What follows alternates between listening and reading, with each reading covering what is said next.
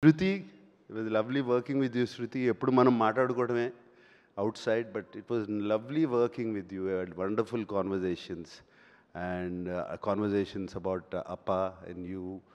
And the other day also Kamal garu మాట్లాడారు.